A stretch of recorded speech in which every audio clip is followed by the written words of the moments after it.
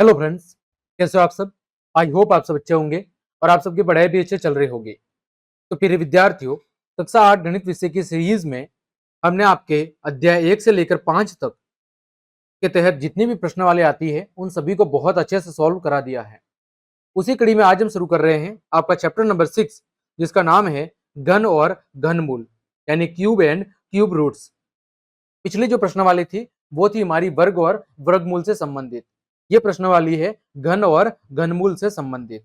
तो बाकी जितनी भी पुरानी क्लासेस हैं वो सब आप चैनल की प्लेलिस्ट पर जाकर या फिर वीडियो के डिस्क्रिप्शन में मैं उसकी लिंक दे दूंगा, वहां जाकर आप अध्याय 1 से लेकर 5 तक सभी को आराम से देख सकते हैं। साथ ही साथ हमारी हिंदी और विज्ञान विषय और सामाजिक विज्ञान की क्लासेस भी चल रही है, तो वो सब क्लासेस आप चैनल पर जाकर आराम से देख सकते हैं। तो जो हमारा टॉपिक है घन और घनमूल, इस अध्याय के अंदर हम क्या सीखेंगे। सबसे पहले घन क्या होता है, फिर पूर्ण घन क्या होता है, पूर्ण घन की विशेषता क्या होती है, पूर्ण घन की जांच कैसे करते हैं, फिर संख्याओं का जो घन होता है उसके गुणधर्म क्या होते हैं, फिर बात करेंगे हम घनमूल की कि घनमूल क्या होता है, और फिर बात करेंगे अभाज्य गुणनखंड विधि से किसी पूर्ण घन का घनमूल ज्ञात करना। इस चैप्टर के ये हमारे मुख्य टॉपिक रहेंगे, घन और घनमूल। पहले हम देखेंगे घन क्या होता है, घन पूर्ण घन क्या होता है, पूर्ण घन की हम जांच कैसे करते हैं, घन के गुणधर्म क्या होते हैं, घनमूल क्या होता है, और अभाज्य गुणनखंड विधि से घनमूल कैसे ज्ञात करते हैं। तो सबसे पहले बात करते हैं घन की। इसकी बात करते हैं घन की, जिसे अंग्रेजी में कहा जाता है क्यूब। क्या कहा जाता है? क्यूब कहा जाता है। तो सिंपल सी बात है, जिस तरह हमने देखा था वर्ग, जैसे कोई संख्या थी ए का वर्ग। ए के वर्ग का मतलब क्या था कि ए की घात 2, यानी उसी संख्या को उससे गुणा करना था, ए गुणा ए। अगर मैं बात कहूं ए का घन, ए का घन, तो ए के घन का मतलब है बच्चों ए की घात 3, यानी ए का खुद से कितनी बार गुणा करना है? 3 बार गुणा करना है। वही बात मैंने यहां पर लिखी है कि जब किसी संख्या में उसी संख्या से 3 बार गुणा करते हैं तो जो गुणनफल आता है वह गुणनफल उस संख्या का क्या कहलाता है बच्चों? घन कहलाता है। जब किसी संख्या में खुद उसी संख्या को 3 बार गुणा करते हैं, कितनी बार? 3 बार गुणा करते हैं, तो जो गुणनफल आता है वह गुणनफल उस संख्या का क्या कहलाता है बच्चों? घन कहलाता है। जैसे मैंने कहा कि बच्चों 2 का घन यानी 2 की घात 3, मतलब 2 का गुणा कितनी बार करना है? 3 बार करना है। तो देखो 2 दूनी 4, 4 दूनी 8। तो बच्चों 2 का जो घन है, 2 का घन कितना होगा? 2 का घन 8 होगा। फिर मैंने कहा 3 का घन, मतलब बच्चों 3 की घात 3, तो 3 गुणा 3 गुणा 3, तो 3 तिया 9, 9 तिया 27, यानी बच्चों 3 का घन कितना हो गया? 27 हो गया। तो यहां पर मैं लिख सकता हूं कि 3 का जो घन है वो कितना होगा? 3 का घन होगा 27। इसी तरह बच्चों मुझे 4 का घन निकालना है, तो 4 गुणा 4 गुणा 4, कितनी बार गुणा करना है? 3 बार। तो 4 चौक 16, 16 चौक 64, यानी 4 का घन कितना होगा बच्चों? 4 का घन होगा 64। आ गया समझ में? बिल्कुल सरल है। तो ये जो संख्या आपको दिख रही है 8, 27 और 64, 8 किसका घन है बच्चों? 2 का, 27 है 3 का घन, और 64 है 4 का घन। तो जब भी आपको घन ज्ञात करने को बोला जाए तो उस संख्या का 3 बार गुणा करना है, तो उससे जो गुणनफल आएगा वो क्या होगा? उस संख्या का घन होगा। मैंने कहा बच्चों मुझे 10 का घन निकालना है। इसका घन निकालना है, 10 का घन निकालना है, तो 10 की घात 3, मतलब 10 का कितनी बार गुणा करना है? 10 का बच्चों 3 बार गुणा करना है, तो कितना आ जाएगा? 1000 आ जाएगा। तो 10 की घात 3 किसके बराबर होगा? 1000 के बराबर होगा। बिल्कुल सरल है बच्चों। हमें जब भी किसी संख्या का घन निकालना है तो हमें उस संख्या का 3 बार गुणा करना है, तो क्या आ जाएगा? घन आ जाएगा। अब सभी के लिए होमवर्क है कि आप अपनी कॉपी में 2 से कम 15 तक सभी संख्याओं का घन अच्छे से याद कर ले, क्योंकि इनकी जरूरत बार बार पड़ती है। अब आगे बच्चों बात करते हैं पूर्ण घन की, कि आखिर एक परफेक्ट क्यूब क्या होता है। इसकी बात करें पूर्ण घन की, कि एक परफेक्ट क्यूब क्या होता है। तो देखो प्राकृत संख्या n को एक पूर्ण घन कहते हैं यदि x एक ऐसी प्राकृत संख्या हो जो n बराबर x यानी x की घात 3 के क्या हो, बराबर हो। मतलब बच्चों मैंने कोई संख्या लिखी, मैंने संख्या लिख दी बच्चों, समझ लीजिए 125। कितनी लिखी, 125। अब मैंने 125 के टुकड़े किए, तो देखो 5 गुणा 5 25, 25 गुणा 5 125। यानी कि बच्चों 125 5 की घात 3 के बराबर है। इसके बराबर है, 5 की घात 3 के बराबर है। इसका मतलब 125 क्या है बच्चों, पूर्ण घन है। क्या है, 125 आपका पूर्ण घन है। इसी तरह हमने देखो ऊपर पढ़ा था बच्चों कि जो 8 है, 8 किसके बराबर है, 8 बराबर है 2 गुणा 2 के, यानी 2 की घात 3 के बराबर है। इसका मतलब मैं 8 कहूं या 2 की घात 3 कहूं, एक ही बात है। तो 8 क्या है, 8 आपका पूर्ण घन है। 8 क्या है, 8 आपका पूर्ण घन है। मैंने कहा बच्चों 64, 64 को मैं क्या लिख सकता हूं, 4 गुणा 4 गुणा 4, यानी मैं 64 कहूं या 4 की घात 3 कहूं, एक ही बात है। इसका मतलब 64 क्या है, 64 आपका पूर्ण घन है। तो यदि किसी भी संख्या को मैं उसकी कोई संख्या है यदि पूर्ण घन है, इसका मतलब इस संख्या को मैं किसी भी संख्या के घात 3 के रूप में क्या कर सकता हूं, व्यक्त कर सकता हूं। तो यदि कोई भी संख्या को मुझे पूर्ण घन कहना है, इसका मतलब उस संख्या को मैं किसी भी अंक की घात 3 के रूप में व्यक्त कर सकता हूं। यह होगी आपकी पूर्ण घन संख्या। ठीक, आगे बात करूं मैं पूर्ण घन की जांच कैसे करनी है। आगे क्या टॉपिक है कि हम पूर्ण घन की जांच कैसे करेंगे। तो देखो सबसे पहला काम क्या है, हमें संख्या के अभाज्य गुणनखंड ज्ञात करने हैं। यदि हमें चेक करना है कि कोई संख्या पूर्ण घन है या नहीं, तो इसके लिए सबसे पहला काम है हमें क्या करना है, उस संख्या के अभाज्य गुणनखंड ज्ञात करने हैं। फिर समान अभाज्य गुणनखंडों के तीन तीन गुणनखंडों का समूह बनाना है। कितने का समूह बनाना है, तीन तीन का आपको समूह बनाना है। अभाज्य गुणनखंड के अंदर जो एक जैसी संख्या है उनका आपको तीन तीन का क्या करना है, तीन तीन का समूह बनाना है। फिर यदि समूह बनाने के बाद कोई गुणनखंड शेष बच जाता है, पीछे बच जाता है, तो दी गई संख्या एक पूर्ण घन नहीं है। और यदि गुणनखंड शेष नहीं बचता, तीन तीन का पूरा जोड़ा बन जाता है, तो वो पूर्ण घन होगी। देखो उदाहरण के जरिए बच्चों समझते हैं। क्या 27,000 पूर्ण घन है, क्या कह रहा है, क्या 27,000 पूर्ण घन है। तो सबसे पहले बच्चों मुझे 27,000 के क्या करने पड़ेंगे, अभाज्य गुणनखंड करने पड़ेंगे। तो देखो बच्चों मैं 2 का भाग दूंगा 27,000 में, तो कितना आएगा, तो आ जाएगा 13,500। वापिस में 2 का बच्चों भाग दूंगा 13,500 में, तो कितना आएगा, 13,500 में 2 का भाग देने पर आएगा 6,750। वापिस बच्चों में 2 का भाग दूंगा 6,750 में, तो कितना आएगा, 3,375 आएगा। अब देखो 2 का भाग नहीं जाएगा, 3 और 3 6, 6 और 12 18, अंकों का योग 18 हो रहा है, यानी 3 का भाग बच्चों जाएगा। किसका भाग जाएगा, 3 का। तो 3,375 में यदि मैं 3 का भाग दूंगा तो आएगा 1,125। फिर देखो 5 और 2 7 और 2 9, 3 का भाग जाएगा। तो देखो 1,125 में यदि मुझे 3 का भाग देना है तो कितना आएगा, 375। फिर 7 और 3 10 और 5 15, 3 का भाग वापिस जाएगा। यदि मुझे 375 में 3 का भाग देना है तो आएगा 125। 125 में किसका जाएगा, 5 का। कितनी बार, 25 बार। 25 में जाएगा 5 का, कितनी बार, 5 बार। 5 में जाएगा 5 का 1 बार। अब देखो हमने इसके सारे जो अभाज्य गुणनखंड है वो इधर लिख दिए हैं। तो आप ध्यान से देखोगे तो यहां पर देखो 3, 2 का एक जोड़ा ये बन गया, तो यहां से क्या बाहर आ जाएगा, 2 बाहर आ जाएगा। यहां देखो 3 का एक जोड़ा पूरा बन गया, ये 3 बाहर आ जाएगा। यहां से 5 का जोड़ा पूरा बना, ये 5 बाहर आ जाएगा। 5 तिया 15, 15 दूनी कितना हो जाएगा, 15 दूनी हो जाएगा 30। तो यानी ये क्या है, 27,000। 27,000 किसका घन है, 27,000 आपके घन है 30 का। किसका घन है, 30 का। जब मैं 30 को 3 बार गुणा करूंगा तो कितना आएगा, 27,000। यानी यहां पर एक भी गुणनखंड शेष नहीं बच रहा है। इसका मतलब 27,000 क्या है, 27,000 आपका 30 का एक पूर्ण घन है, क्योंकि यहां पर 3 3 के जोड़े पूरे बन रहे हैं।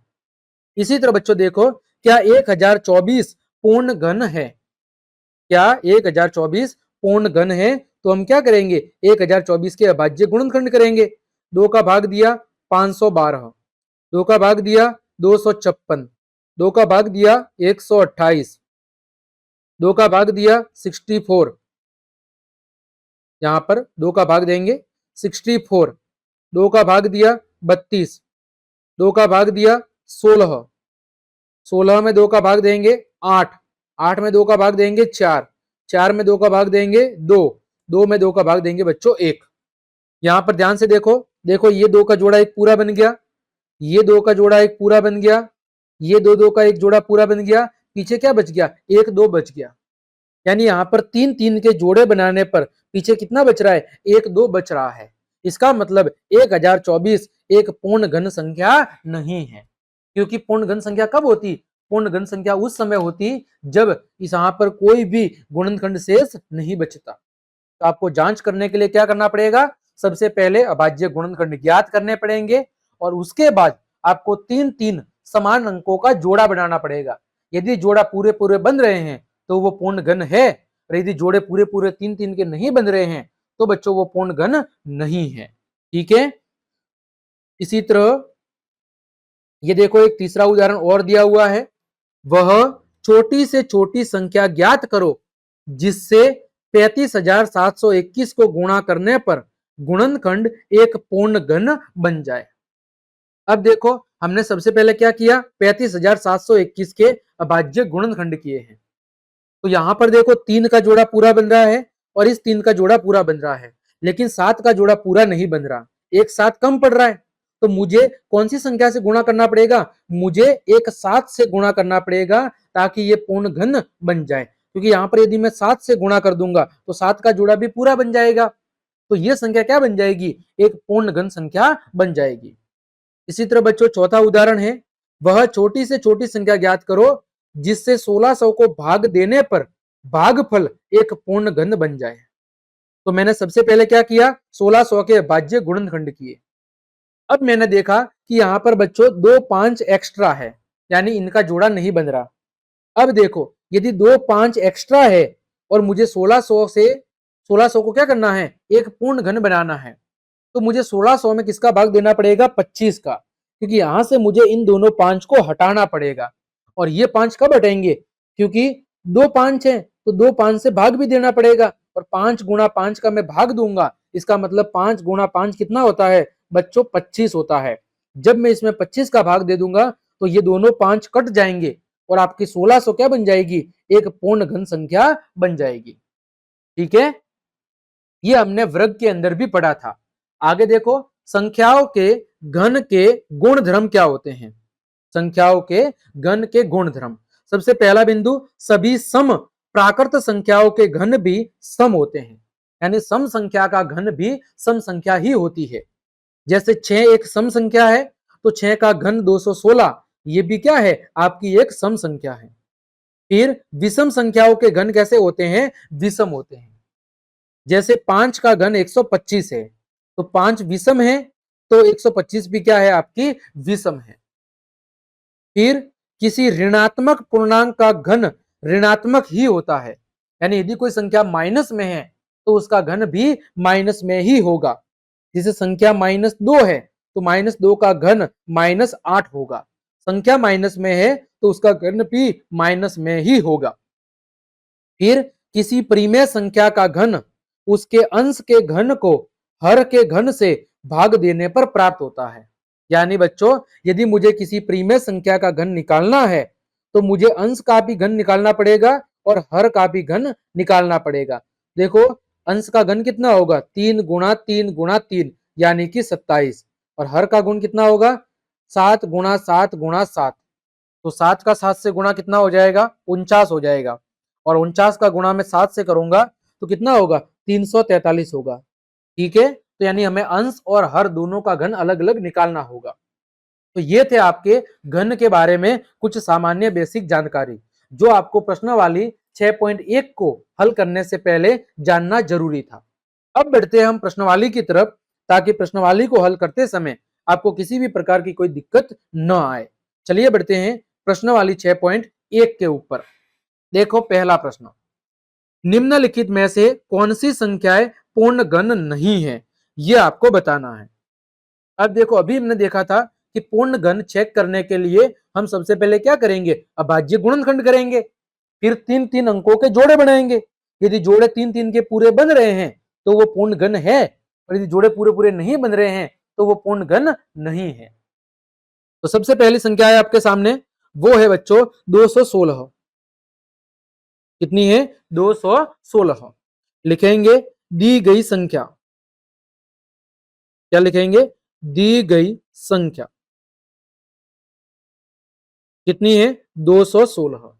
अब हम क्या करेंगे, 216 के अभाज्य गुणनखंड यहां पर निकालेंगे। तो यहां पर मैं साइड में लिख रहा हूं 216 के अभाज्य गुणनखंड।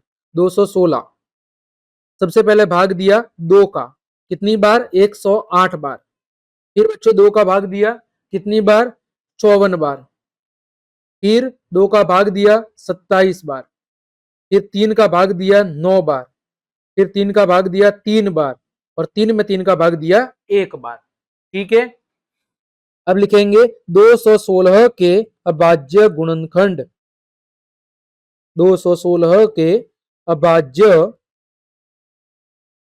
गुणनखंड, देखो 2 गुणा 2 गुणा 2, ये जोड़ा पूरा बन गया, गुणा 3 गुणा 3 गुणा 3, ये 3 का जोड़ा पूरा बन गया। देखो यहां पर कोई भी गुणनखंड शेष नहीं बच रहा है, तो लिख देंगे कि यहां,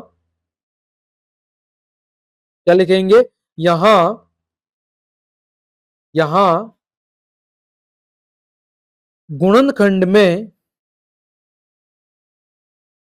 गुणनखंड में संख्याएं 3 3 के समूह में, 3 3 के समूहों में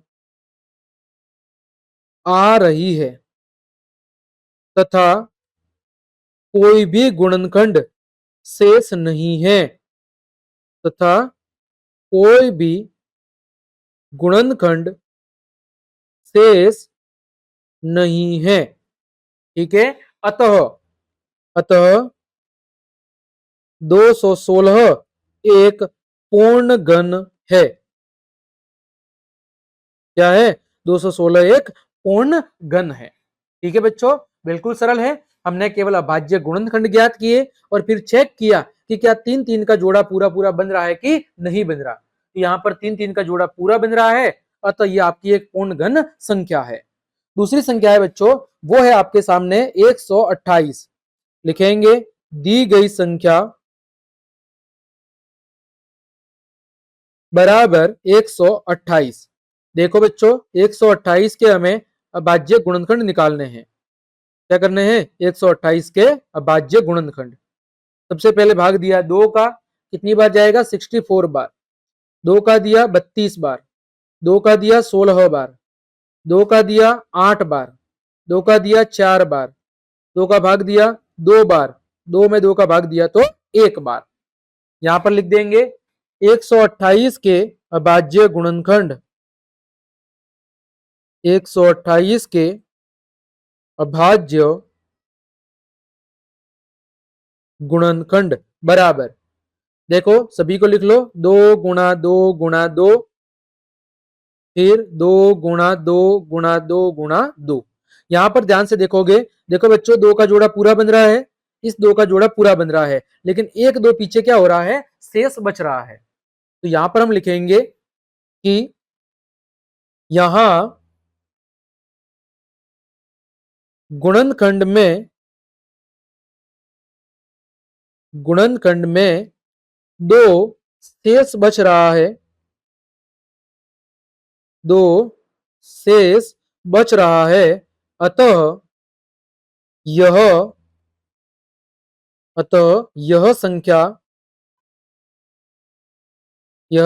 128 पूर्ण गण नहीं है।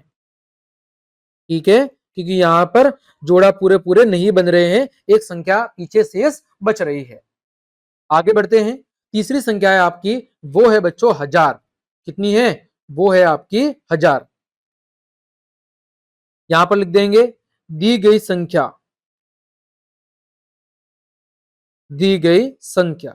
कितनी है? 1000।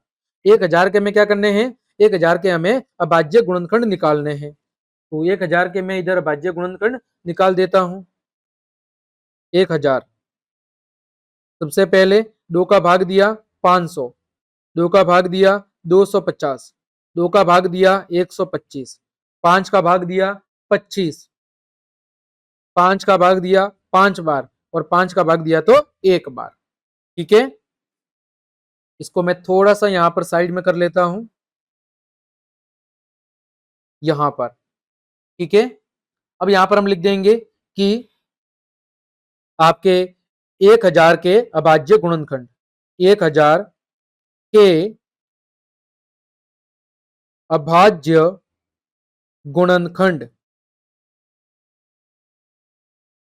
देखो 2 गुणा 2 गुणा 2 गुणा 5 गुणा 5 गुणा 5। आप यहां पर ध्यान से देखोगे 2 का जोड़ा पूरा बन रहा है, 5 का जोड़ा पूरा बन रहा है। तो यहां पर हम लिखेंगे कि यहां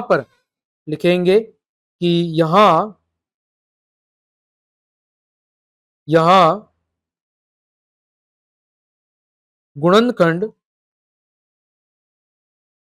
3 3 के समूहों में पूरे आ रहे हैं, अतः 1000 एक पूर्ण घन संख्या है। ठीक है, क्योंकि यहां पर कोई भी गुणनखंड शेष नहीं बच रहा है, अतः 1000 क्या है? एक पूर्ण घन संख्या है। आगे बच्चों, यहां पर ये पहला प्रश्न था। कितने हो गए? 3 हो गए। ठीक है, यहां पर मैं एक नया पेज ऐड कर लेता हूं। यहां पर हम नया पेज इंसर्ट कर लेते हैं बच्चों, आपके सामने ही। ये हमने कर दिया एक नया पेज इंसर्ट। अब चौथी संख्या कौन सी थी? चौथी संख्या थी बच्चों आपकी, वो थी 100। कितनी थी? 100। वो चौथा प्रश्न है, लिखेंगे दी गई संख्या बराबर 100। 100 के हमें क्या करने हैं? अभाज्य गुणनखंड। 2 का भाग देंगे 50 बार, 2 का भाग देंगे 25 बार। ठीक है, 5 का भाग देंगे 5 बार और 5 का भाग देंगे तो 1 बार। लिख लेंगे 100 के अभाज्य गुणनखंड, 100 के अभाज्य गुणनखंड क्या होंगे? 2 गुणा 2 गुणा 5 गुणा 5, है ना? तो यहां पर हम लिख देंगे कि यहां पर लिखेंगे, यहां गुणनखंड में संख्या 2 और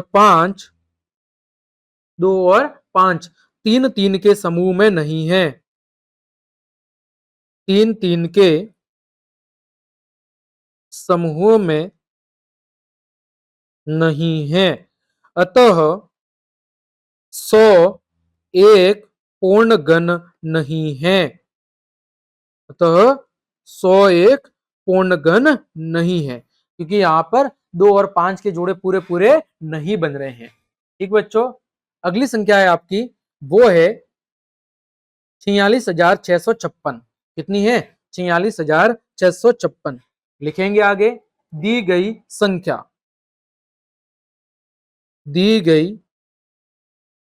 संख्या बराबर 46,656। हमें क्या करना है बच्चों? इसके अभाज्य गुणनखंड निकालने हैं। देखो संख्या लिखेंगे 46,656।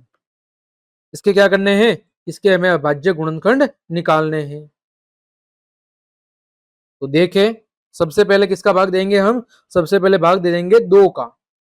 तो कितना आएगा, इसका आधा। देखो 2 दूनी 4, 2 तिया 6, 2 तिया 6, 2 दूनी 4, 2 अट्ठे 16। वापिस इसका भाग देंगे 2 का। देखो 2 एकम 2, 2 एकम 2, पीछे बचा 1, 1 और 3 13, 2 छिंग 12, पीछे बचा 1, 1 और 2 12, 2 छिंग 12, 2 चौक 8। वापिस भाग देंगे 2 का। 2 पंजे 10, पीछे बचा 1, 1 और 6 16, 2 अट्ठे 16, 2 तिया 6, 2 दूनी 4। ठीक, अब इस भाग देंगे 2 का। कितना आ जाएगा, 2900 और 16। फिर वापस भाग देंगे 2 का। कितना आएगा, 1458। वापस भाग देंगे 2 का। कितना आएगा, 729। अब किसका भाग देंगे, 3 का। कितना आएगा, 243। वापस किसका भाग देंगे, 3 का। कितना आएगा, 81। वापस भाग देंगे 3 का। कितना आएगा, 27। वापस भाग देंगे 3 का। कितना आएगा, 9। वापस भाग देंगे 3 का। कितना आएगा, 3। 3 में 3 का भाग एक बार। ठीक है, यहां पर लिख देंगे 46,656 के अभाज्य गुणनखंड। इसके अभाज्य गुणनखंड देखो, यहां पर 2 कितनी बार है, 1 2 3 4 5 6 बार। तो 2 कितनी बार लिखना है, 6 बार। ये लिख दिया 6 बार। 3 कितनी बार है, 1 2 3 4 5 6 बार। 3 भी कितनी बार है, 3 भी है आपका 6 बार। ठीक है, अब देखो आप ध्यान से, तो ये देखो 2 का जोड़ा पूरा बन रहा है, इस 2 का जोड़ा पूरा बन रहा है, इस 3 का जोड़ा पूरा बन रहा है और इस 3 का जोड़ा पूरा बन रहा है। तो लिखेंगे कि यहां गुणनखंड में, यहां गुणनखंड में संख्याएं 3 3 के समूह में आ रही है। 3 3 के समूहों में आ रही है। ठीक है, अतः 46,656 एक पूर्ण घन है। ठीक, क्योंकि यहां पर 2 और 3 के जोड़े पूरे पूरे बन रहे हैं। यह था आपका प्रश्न संख्या 1। उम्मीद करता हूं आपको बहुत अच्छे समझ में आ गया होगा। अब बढ़ते हैं प्रश्न संख्या 2। जैसा हमने उदाहरण किया था, वह छोटी से छोटी संख्या ज्ञात करो जिससे निम्नलिखित संख्याओं को गुणा करने पर पूर्ण घन संख्या प्राप्त हो जाए। तो हम क्या करेंगे, सबसे पहले अभाज्य गुणनखंड ज्ञात करेंगे, फिर देखेंगे कि किसका जोड़ा पूरा नहीं बन रहा है। जिसका जोड़ा पूरा नहीं बन रहा है वो हम गुणा के अंदर संख्या लिख देंगे। इतना सा बस काम है। ठीक है, देखो पहला प्रश्न, पहला प्रश्न है आपके सामने, वो है 243। कितना है, 243। अब 243 के हम क्या करेंगे, अभाज्य गुणनखंड ज्ञात करेंगे। तो यहां पर 243 के मैं अभाज्य गुणनखंड लिखूंगा। किसका भाग देंगे, सबसे पहले भाग दे देंगे 3 का। कितनी बार, 81 बार। 3 का भाग 27 बार। 3 का भाग 27 में 9 बार। 3 का भाग 9 में 3 बार और 3 का भाग 3 में 1 बार। लिखेंगे 243 के अभाज्य गुणनखंड। 243 के अभाज्य गुणनखंड, है ना। यहां पर मैं इसको थोड़ा सा साइड में कर लेता हूं। तो यहां पर हम 243 के अभाज्य गुणनखंड लिख देंगे, 3 गुणा 3 गुणा 3 गुणा 3 गुणा 3। ध्यान से देखोगे तो इस 3 का जोड़ा पूरा बन रहा है, लेकिन यहां पर 3 कितनी बार है, 2 बार। एक 3 कम पड़ रहा है, तो यदि यहां पर मैं एक 3 से गुणा कर दूं तो इस 3 का भी जोड़ा पूरा बन जाएगा। तो यानी मुझे किससे गुणा करना पड़ेगा, मुझे 3 से गुणा करना पड़ेगा। तो यहां पर मैं लिखूंगा कि यहां गुणनखंड में, यहां गुणनखंड में संख्या 3, संख्या 3 3 3 के समूह में नहीं है, या 3 के समूह में नहीं है। संख्या 3 है वो 3 के समूह में नहीं है। भाई तीन तीन है, वो तीन के समूह में नहीं है। अतः लिखेंगे, अतः 243 को 243 को 3 से गुणा करने पर 243 को 3 से गुणा करने पर पूर्ण घन संख्या बन जाएगी। ठीक है, ये हो गया पहला प्रश्न। दूसरा संख्या है 256। कितनी है? 256। तो यहां पर मैं लिख दूंगा 256। 256 के हमें अभाज्य गुणनखंड निकालने हैं। 2 का भाग दिया कितनी बार? 128 बार। 2 का भाग दिया 64 बार। 2 का भाग दिया 64 में 32 बार। 32 में 2 का भाग दिया 16 बार। 16 में 2 का भाग दिया 8 बार। 8 में 2 का भाग दिया 4 बार जाएगा। 4 में 2 का भाग 2 बार जाएगा और 2 में 2 का भाग 1 बार जाएगा। ठीक है, यहां पर लिख देंगे 256 के अभाज्य गुणनखंड। 256 के अभाज्य गुणनखंड बराबर में लिख दो। 2 कितनी बार है? देखो 1 2 3 4 5 6 7 8 बार। तो 8 बार 2 लिख दो। 4 बार, 5 बार, 6 बार, 7 बार और 8 बार। अब ध्यान से देखोगे, देखो इस 2 का जोड़ा पूरा बन रहा है, इस 2 का भी पूरा बन रहा है, लेकिन इस 2 का जोड़ा पूरा नहीं बन रहा है। किसकी कमी पड़ रही है? 1 2 की कमी पड़ रही है। यदि यहां पर मैं 2 से गुणा कर दूं तो इस वाले 2 का भी जोड़ा पूरा पूरा बन जाएगा। तो यहां पर लिखूंगा मैं कि यहां गुणनखंड में क्या लिखूंगा? यहां गुणनखंड में संख्या 2 3 के समूह में नहीं है। संख्या 2 3 के समूह में नहीं है। अतः 256 को 2 से गुणा करने पर 2 से गुणा करने पर यह पूर्ण घन बन जाएगी। यह पूर्ण घन बन जाएगी। ठीक है, क्योंकि यहां पर 1 2 कम पड़ रहा था जोड़े में, तो यदि मैं इस जोड़े में 2 का गुणा कर दूंगा तो यह क्या हो जाएगा? एक पूर्ण घन संख्या बन जाएगी। तीसरी संख्या है आपकी, वो है 72। कितनी है? तीसरी संख्या है वो है आपकी 72। तो यहां पर मैं तीसरी संख्या लिखूंगा, वो है 72। देखो 72 के अभाज्य गुणनखंड यहां पर निकाल लेते हैं। यहां पर 72 के अभाज्य गुणनखंड देखो, 2 का भाग 36 बार है ना, फिर 2 का भाग कितनी बार? 2 का भाग आपके जाएगा 36 में 18 बार, फिर 2 का भाग 9 बार, फिर 3 का भाग 3 बार और 3 में 3 का भाग 1 बार। ठीक, देखो 72 में 36 बार, 36 में 18 बार, 9 3 और 1, सीधा लिख देंगे 72 के अभाज्य गुणनखंड। 72 के अभाज्य गुणनखंड लिख लो, 2 गुणा 2 गुणा 2 गुणा 3 गुणा 3। तो ध्यान से देखोगे तो 2 का जोड़ा पूरा बन रहा है, लेकिन 3 का जोड़ा पूरा नहीं बन रहा, यानी एक 3 की क्या हो रही है? एक 3 की यहां पर कमी हो रही है। तो यहां पर हम लिख देंगे कि यहां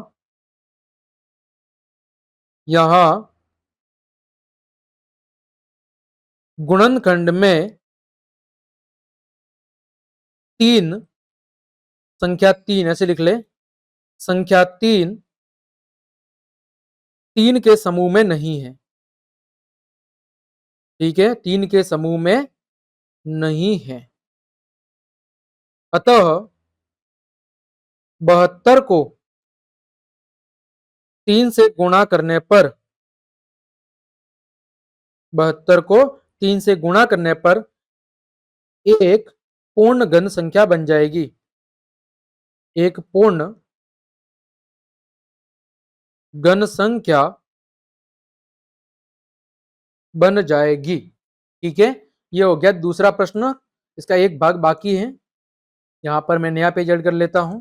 चलिए, अगला प्रश्न क्या है? वो है आपकी संख्या 675। चौथी संख्या कौन सी है? चौथी संख्या है आपकी, वो है 675। 675। 675 के अभाज्य गुणनखंड निकालने हैं। सबसे पहले किसका भाग देंगे? 3 का। किसका भाग देंगे? 3 का। कितनी बार जाएगा? 2, 2 और 5 बार। फिर किसका भाग देंगे? 3 का। कितनी बार जाएगा? 75 बार। फिर किसका देंगे? 3 का। कितनी बार जाएगा? 25 बार। फिर किसका देंगे? 5 का। कितनी बार जाएगा? 5 बार। और 5 में 5 का भाग 1 बार। लिख देंगे यहां पर कि 675 के अभाज्य गुणनखंड, 675 के अभाज्य गुणनखंड 3 गुणा 3 गुणा 3 गुणा 5 गुणा 5। तो यहां पर देखो 3 का जोड़ा तो पूरा बन रहा है, लेकिन 5 का जोड़ा पूरा नहीं है। तो यहां पर लिखेंगे कि यहां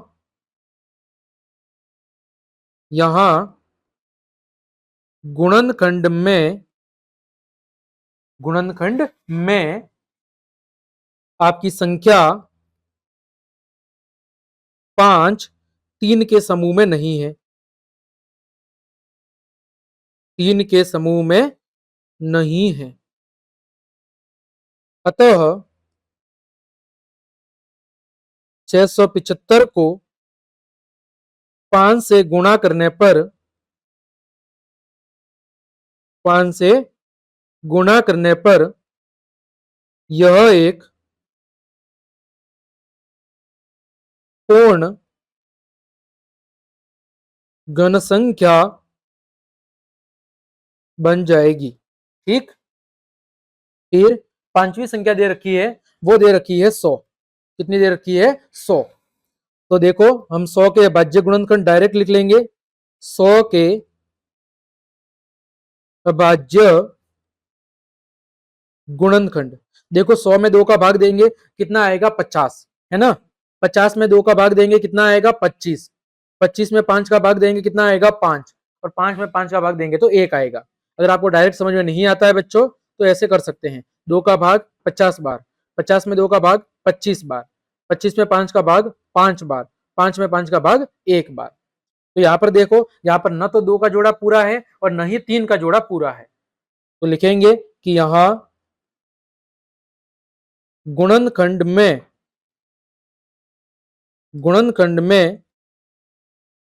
संख्या 2 और 5 3 3 के समूह में नहीं है। 3 3 के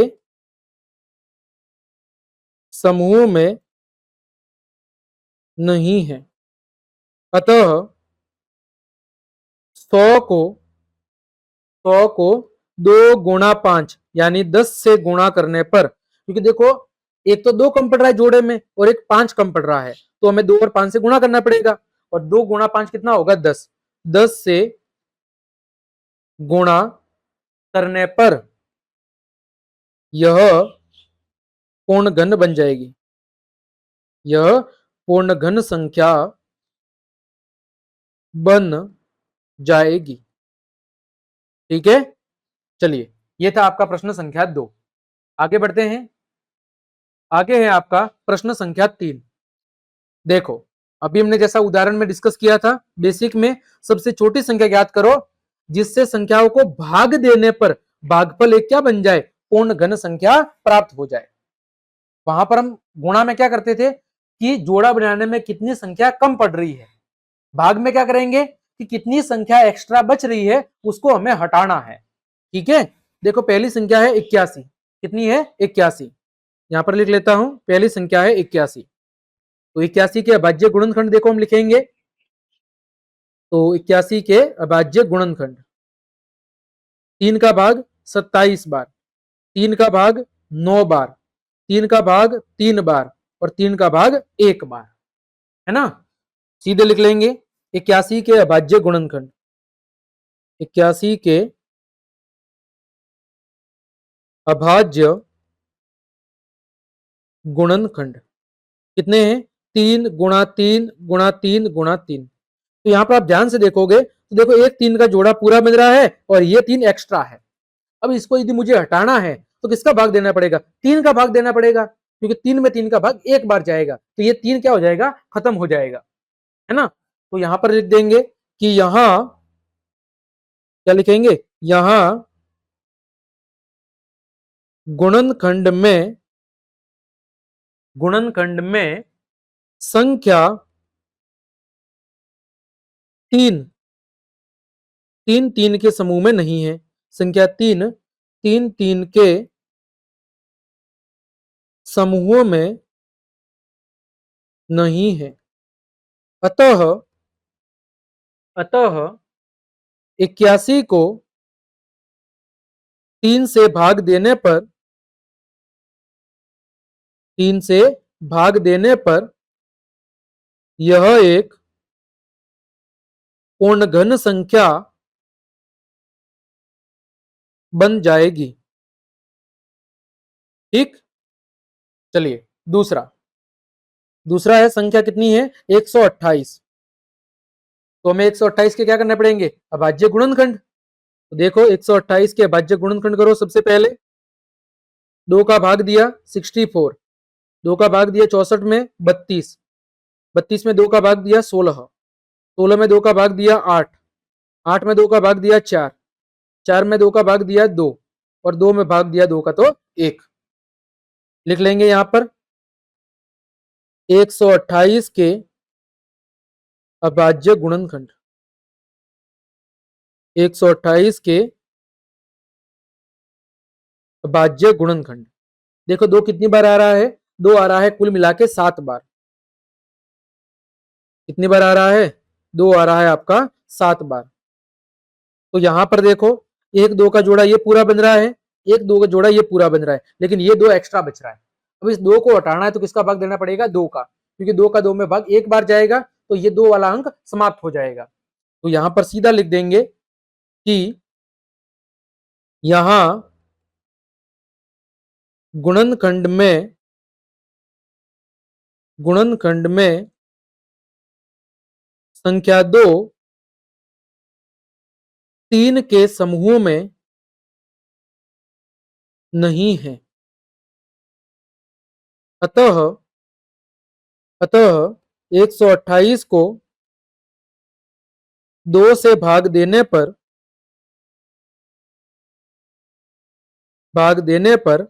पूर्ण घन बन जाएगा या पूर्ण घन बन जाएगी। इससे भाग देना पड़ेगा 2 से। ठीक है, तीसरी तीसरी संख्या कौन सी है आपकी, तीसरी संख्या है बच्चों, वो है आपकी 135। कितनी है, वो है आपकी 135। तो तीसरी संख्या है आपकी 135। तो 135 के अभाज्य गुणनखंड ज्ञात करेंगे। यहां पर देखो किसका भाग जाएगा 135 में, 3 का, 3 चौक 12, पीछे बचा 1 और 5 15, 3 पंजे 15, 3 का भाग जाएगा कितनी बार, वो जाएगा 15 बार। ये 3 का भाग 5 बार, 5 का भाग 1 बार। लिखेंगे 135 के अभाज्य गुणनखंड, 135 के अभाज्य गुणनखंड कितना है, 3 गुणा 3 गुणा 3 गुणा 5। यहां पर ध्यान से देखोगे 3 का जोड़ा पूरा बन रहा है, लेकिन एक 5 एक्स्ट्रा बच रहा है। इस 5 को हटाना है तो किससे भाग देना पड़ेगा, 5 से भाग देना पड़ेगा। तो लिखेंगे कि यहां गुणनखंड में संख्या 5 3 के समूह में नहीं है। संख्या 5 3 के समूह में नहीं है। अतः 135 को 5 से भाग देने पर 5 से भाग देने पर यह पूर्ण घन बन जाएगी। क्या बन जाएगी, एक पूर्ण घन संख्या बन जाएगी। कब, जब 5 से भाग देंगे। आगे देखो अगली संख्या है 192 और 704। तो यहां पर मैं नया पेज ऐड कर रहा हूं। चलिए संख्या क्या है, 192। तो चौथी संख्या है आपकी 192। 192 के अभाज्य गुणनखंड निकालो। 2 का भाग दिया, 2 नम 18, पीछे बचा 1, 1 और 2 12, कितना हो जाएगा? तो ये हो जाएगा 2 छिंग 12। 2 का भाग कितनी बार? 48 बार। 2 का भाग 24 बार। 2 का भाग 12 बार। 2 का भाग 12 में 6 बार। 2 का भाग 6 में 3 बार। 3 में 3 का भाग 1 बार। ठीक, यहां पर लिख देंगे 192 के अभाज्य गुणनखंड। 192 के भाज्य गुणनखंड। देखो दो कितनी बार है? 1 2 3 4 5 6 बार। दो कितनी बार है? 6 बार। और पीछे कितना है? 3। तो यहां पर देखो इस 2 का जोड़ा पूरा है, इस 2 का पूरा है, लेकिन 3 का जोड़ा पूरा नहीं है। तो लिखेंगे कि यहां गुणनखंड में क्या लिखेंगे? यहां गुणनखंड में संख्या 3 3 के समूह में नहीं है। संख्या 3 3 के समूह में नहीं है। अतः 192 को 3 से भाग देने पर 3 से भाग देने पर यह पूर्ण घन बन जाएगी। ठीक है, आगे पांचवा है, वो संख्या है आपकी 704। कितनी है? 704। तो 704 को आपको क्या करना है? अभाज्य गुणनखंड। तो देखो सबसे पहले 2 का भाग, 2 तिया 6, पीछे बचा 1, 1 और 0 10, 2 पंजे 10, 2 दूनी 4। फिर 2 का भाग दिया कितनी बार? 1 7 6। फिर 2 का भाग 176 में 88 बार। 2 का भाग 44 बार। 2 का भाग 22 बार। 2 का भाग कितनी बार जाएगा? 22 में 11 बार। 11 में 11 का भाग 1 बार। तो यहां पर जोड़े क्या बने? 704 के अभाज्य गुणनखंड। लिख लो सभी को। 2 कितनी बार है? 6 बार। 2 को लिख दिया हमने 6 बार। और कितना है? 11। तो देखो 2 का जोड़ा पूरा बन रहा है, इस 2 का भी जोड़ा पूरा बन रहा है, लेकिन 11 का नहीं बन रहा। तो यहां पर लिख देंगे कि यहां गुणनखंड में संख्या 11 3 के समूह में नहीं है। संख्या 11 3 के समूह में नहीं है। अतः 704 को 11 से भाग देने पर यह पूर्ण घन संख्या बन जाएगी। ठीक है, यह था आपका प्रश्न संख्या 3। आगे बढ़ते हैं, प्रश्न संख्या 4। परिक्षिप्त प्लास्टिसीन का एक घनाभ बनाता है जिसकी भुजाएं 5 सेंटीमीटर, 2 सेंटीमीटर और 5 सेंटीमीटर है। तो एक घन बनाने के लिए ऐसे कितने घनाभों की आवश्यकता होगी, ये आपको बताना है।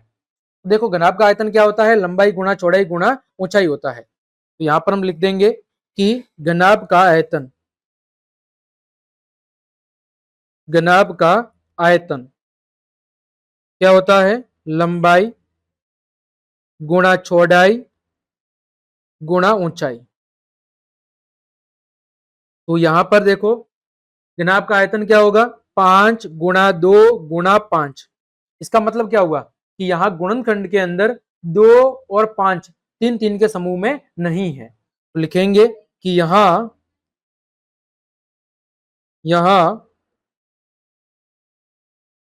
गुणनखंड में संख्या 2 और 5 तीन तीन के समूह में नहीं है। तीन तीन के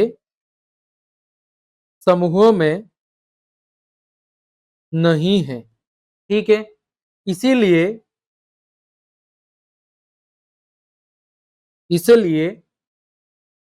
आयतन आयतन 5 × 2 × 5 को किससे गुणा करना पड़ेगा? देखो, एक तो 5 की कमी है और 2 बार 2 की कमी है, तो किससे गुणा करना पड़ेगा? 2 बार तो 2 और 1 बार 5, यानी कि 20। ठीक है, 20 से गुणा करने पर 20 से गुणा करने पर पूर्ण घन प्राप्त हो जाएगा। पूर्ण घन प्राप्त हो जाएगा। ठीक है, अतः यदि 5, 2 और 5 ऐसे विमा वाला मुझे घन बनाना है, तो अतः उसे कितने घनों की एक्स्ट्रा जरूरत पड़ेगी? अतः उसे 20 घनाभों की, इसकी 20 घनाभों की आवश्यकता पड़ेगी। ठीक है, देखो क्या बनाना है, उसको घन बनाना है, और घन की क्या होती है? तीनों भुजाएं बराबर होती है। तो यदि घन की तीनों भुजाओं को बराबर लाना है, तो यहां पर देखो, एक तो 2 की कमी है 2 बार, और एक किसकी कमी है? 5 की कमी है। तो देखो, हमने 2 को 2 बार गुणा करना पड़ेगा और 1 बार 5 से, तो इसका उत्तर कितना आएगा? 20 से। यानी इस घनाभ के आयतन को यदि मैं 20 से गुणा कर दूं, तो फिर ये घन का आयतन पूरा पूरा हो जाएगा। ठीक है, तो अतः उसे कितनी आवश्यकता होगी? 20 घनाभों की आवश्यकता होगी। कितनी घनाभों की आवश्यकता होगी? 20 घनाभों की आवश्यकता होगी। ठीक, तो इस तरह बच्चों हमने आज की इस क्लास में आपके प्रश्नावली 6.1 का पूरा बेसिक अच्छे से समझा, और बेसिक के बाद हमने प्रश्नावली 6.1 के सभी चारों प्रश्नों के हल बहुत अच्छे से जान लिए हैं। उम्मीद करता हूं सभी प्रश्नों के हल आपको बहुत अच्छे समझ में आ गए होंगे। तो क्लास देखने के लिए आप सभी का धन्यवाद। यदि आपको मेरी क्लास और ये मेहनत पसंद आई है, तो फिर लाइक, कमेंट, शेयर और सब्सक्राइब जरूर करें। मिलते हैं अगली क्लास में, तब तक के लिए आप सबको जय हिंद, जय भारत।